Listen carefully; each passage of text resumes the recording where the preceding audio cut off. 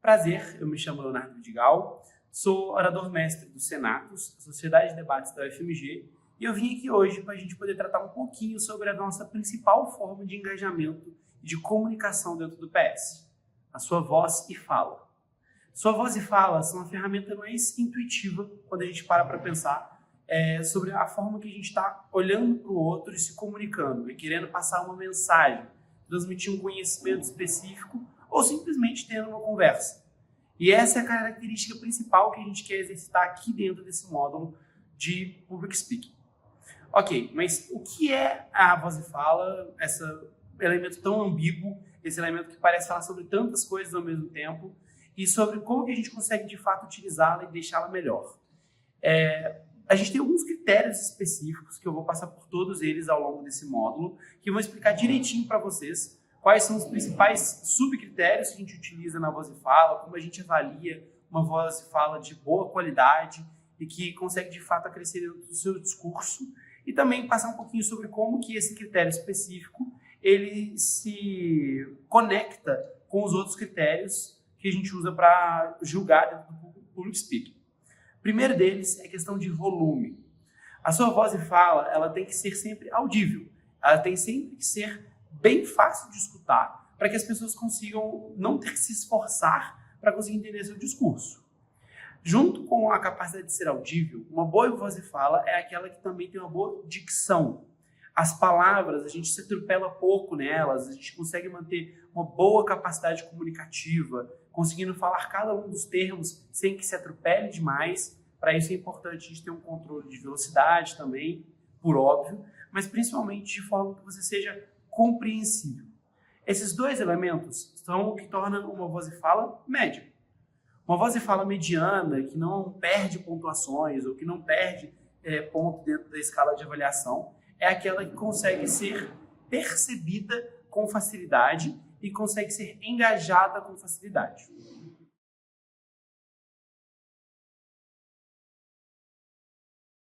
Para a gente poder trocar de uma voz e fala mediana para critérios que realmente melhorem essa voz e fala, a gente passa pelos elementos de modulação.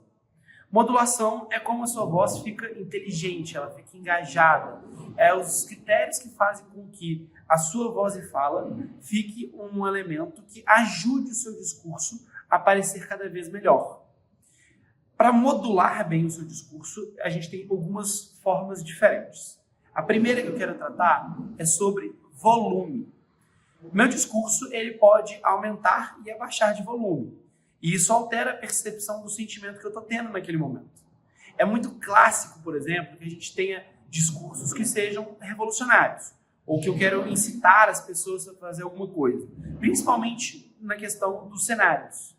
Quando eu tenho, geralmente, que eu sou um político, um professor, enfim, alguém que tem uma plateia diante de si.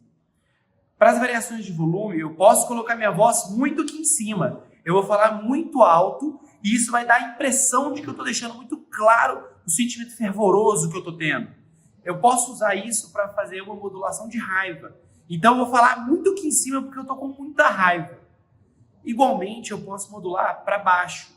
E modulando para baixo, eu vou passar outros sentimentos. Eu uso muito esse tipo de modulação quando eu quero fazer discursos solenes, discursos, por exemplo, um tema livre, que eu quero falar sobre uma pessoa que já se foi, ou sobre uma pessoa com quem eu tive uma memória muito boa. Então, eu posso modular a minha voz aqui embaixo e ela fica mais lenta até. Ela fica com um cuidado melhor, um trato melhor. E essa voz aqui embaixo, desde que ela seja audível, ela passa um sentimento de tristeza, ela passa um sentimento de luto, de perda, ou só de reflexão. E esses dois pontos de discurso vão ser radicalmente utilizados para passar sentimentos diferentes. Se eu posso modular a minha voz em volume, eu também posso modular ela em velocidade. A minha modulação de velocidade ela vai ser extremamente necessária para quando eu quero passar diferentes sentimentos de angústia ou de ansiedade, ou sentimentos de tranquilidade. Porque a voz que eu estou propagando para dentro daquele ambiente, daquela sala ou daquela comunicação com o celular, ela muda em velocidade muda também o sentimento que a pessoa que está verificando aquele vídeo, que está vendo aquele discurso, tem. Então, eu posso falar muito rápido dessa forma, acelerando muito meus pensamentos, acelerando muito a forma como eu estou falando alguma coisa, tendo dificuldade de respirar, e isso deixa a gente angustiado.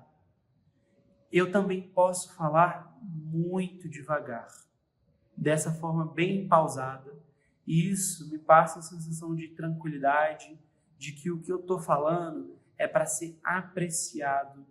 Essas pausas que eu coloco, esses destaques que eu coloco nas frases, é uma utilização inteligente dessa voz e fala e que me ajuda a ter uma boa modulação. Mas, Léo, significa que eu preciso usar toda essa modulação o tempo todo para conseguir boas pontuações? Meu discurso tem que parecer de um doido que vai e volta em volume, velocidade, dicção, modulação? Não necessariamente, pelo contrário. A palavra-chave que a gente tem que colocar aqui para dentro desse critério de voz e fala é adequação.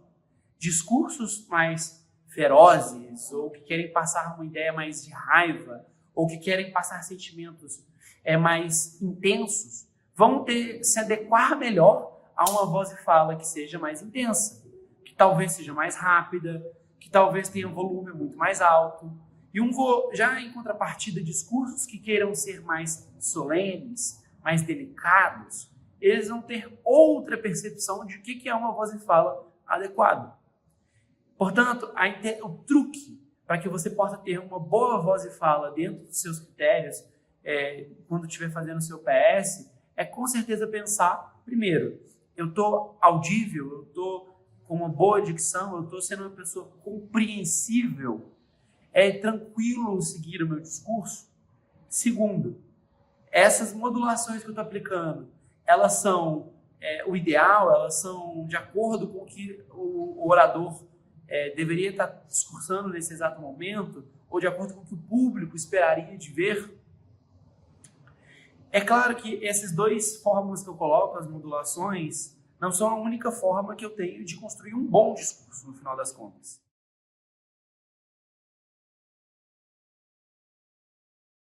O próximo passo, se a gente já entendeu que a gente tem que ser audível, que a gente tem que ser compreensível, se a gente já entendeu que a gente tem que ter uma modulação interessante, que seja de acordo com o que o discurso está pedindo, o próximo passo é a gente pensar numa voz e fala que seja inteligente. O que seria uma voz e fala inteligente? É aquela que entende como utilizar modulações de tom e modulações de pausas. As pausas são mais clássicas. Muita gente já faz isso naturalmente dentro dos seus discursos, quando quer construir algo mais interessante. Então, eu posso virar para vocês e falar que eu estou muito cansado. E isso vai ter um impacto diferente de se eu virar e falar que eu estou muito, muito cansado. Essas duas frases são praticamente a mesma. Elas estão passando as mesmas ideias, elas querem comunicar a mesma mensagem, mas a forma como essa mensagem é comunicada muda drasticamente.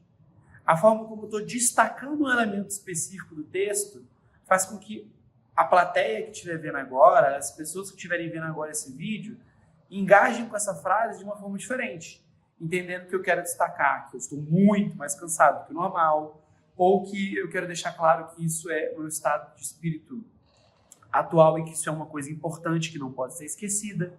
Isso são as vozes inteligentes em questão de pausas.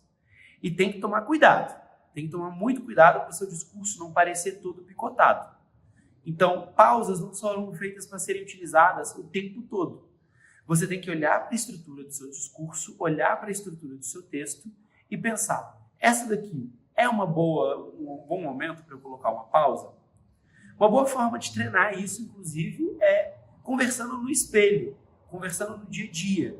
Treinando no dia a dia é como que você coloca essas pausas, porque elas podem tanto ter esse efeito que eu acabei de demonstrar, que é um efeito de solenidade, que é um efeito que deixa mais claro o meu cansaço, quando podem ter um efeito completamente diferente. Um efeito, por exemplo, até irônico ou cômico pode ser colocado nos seus discursos. A gente faz isso, por exemplo, quando a gente está fofocando com os nossos amigos, que a gente vira e fala, você não vai acreditar no que está acontecendo. Esse tipo de estrutura também é utilizada no PS. Às vezes só para fazer um discurso mais irônico, mais cômico, ou um discurso que pareça mais engraçado e que procure um tipo específico de engajamento das pessoas com quem você está conversando naquela hora ou com quem você está aplicando o seu discurso. Já as modulações de tom são uma coisa completamente diferente. Elas ajudam na acentuação das palavras. Por exemplo, eu posso fazer a clássica divisão silábica, né, que eu já usei durante esse módulo, explicando que você não vai acreditar. Isso é uma modulação específica de como eu estou colocando pausas, até mesmo dentro das palavras. E o tom me ajuda a deixar bem claro o que eu quero destacar. Então, ele vai sempre junto com as pausas. Como assim, Léo? Quando eu estou fazendo essa divisão silábica, quando eu estou colocando as minhas pausas, eu posso falar mais firme. E quando eu falo mais firme em algo específico, aquele elemento é destacado. É como se eu tivesse pegado um canetão, um marca-texto, e tivesse passado naquela parte do texto. Isso deixa muito claro que eu quero que as pessoas se atentem àquilo. Então, voltando ao exemplo que a gente estava utilizando, quando eu viro e falo, você não vai acreditar, é diferente. Porque eu estou colocando um ponto específico que isso vira um discurso mais divertido. Isso vira um discurso que ele vai e volta de uma forma que a plateia tem mais dificuldade de perder o foco dentro dele. Então, a gente entendeu aqui o quê? Que para um discurso ser uma boa voz de fala, essa voz de fala tem que ser compreensível, de uma forma que ela seja audível, de uma forma que ela tenha uma boa dicção. Ela tem que ser modulada, de uma forma que eu consiga fazer modulações adequadas ao que o discurso pede, e ela tem que ser uma voz autêntica, acima de tudo, e que tenha inteligência dentro dela. A autenticidade, que é esse último elemento que eu quero que vocês atentem-se na cabeça, é sobre a gente tomar cuidado para não ter uma voz forçada. Constantemente, quando a gente está começando no PS, quando a gente está nos primeiros tempos que a gente está treinando no PS, a gente vai ter a famosa voz de PS, que é aquela voz muito artificial, ou que ela tem um jeito muito específico de falar. Você jamais falaria daquele jeito no seu dia a dia, e você acaba falando de uma forma meio teatral demais, ou coisa do tipo, e isso torna essa uma voz pouco autêntica. Isso causa estranhamento para os oradores mestres que estão julgando e até para a plateia que está assistindo naquele momento. Ok, então se a gente tiver, portanto, 3 coisas, a gente tem certeza de ter uma boa voz e fala. Se ela for uma voz e fala audível, compreensível, que, portanto, eu não tenho dificuldade de seguir o discurso. Se ela for uma voz e fala autêntica, que parece natural, que parece algo que eu esperaria ver de alguém que está fazendo um discurso para mim e não que está se esforçando para construir um outro personagem, uma outra performance para eu poder engajar.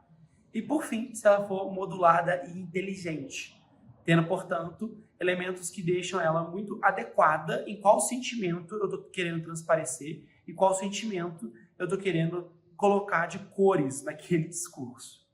Aqui eu também quero deixar algumas coisas bem claras. Assim como todos os outros critérios, voz e fala não funciona sozinho.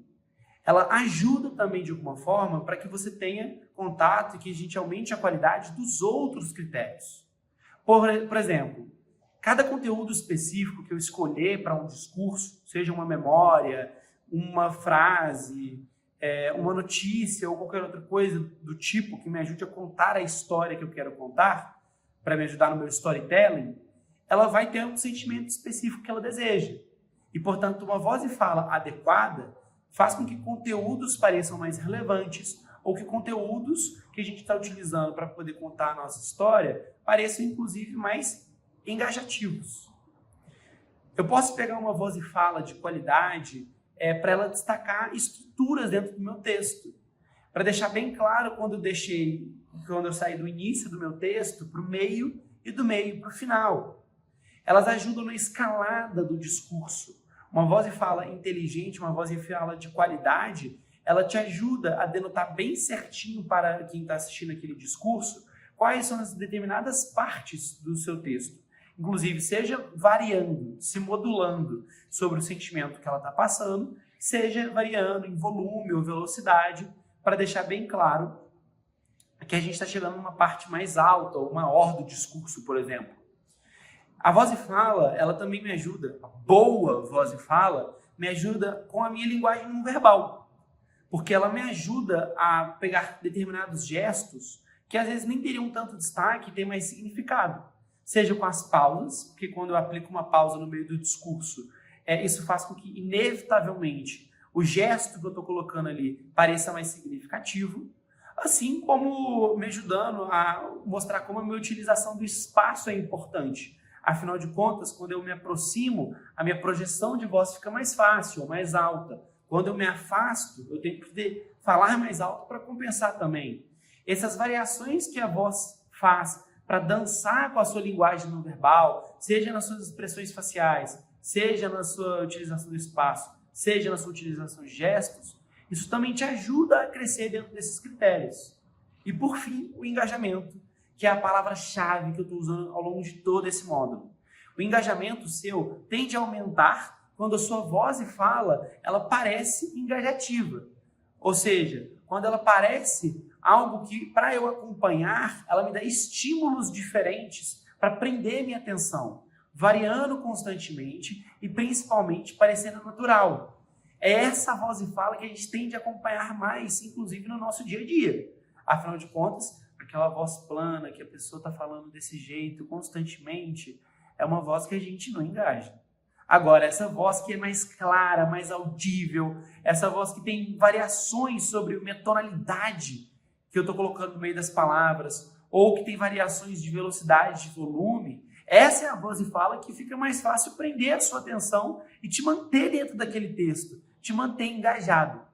Bem, eu espero que tenha ficado bem claro o que é a voz e fala, quais são os critérios que a gente utiliza e como ela pode ser facilmente melhorada com alguns treinos específicos. Eu sempre recomendo que a gente treine esse critério, às vezes conversando sozinho, falando sozinho ajuda muito, ou só se atentando à conversa do nosso dia a dia. Estar mais consciente sobre como as pessoas falam com a gente, do jeito próprio delas, do jeito específico delas, te ajuda a treinar a voz e fala. E eu espero principalmente que com esse módulo você tenha conseguido crescer um pouco melhor a sua noção de como construir uma voz e fala ideal para os seus discursos.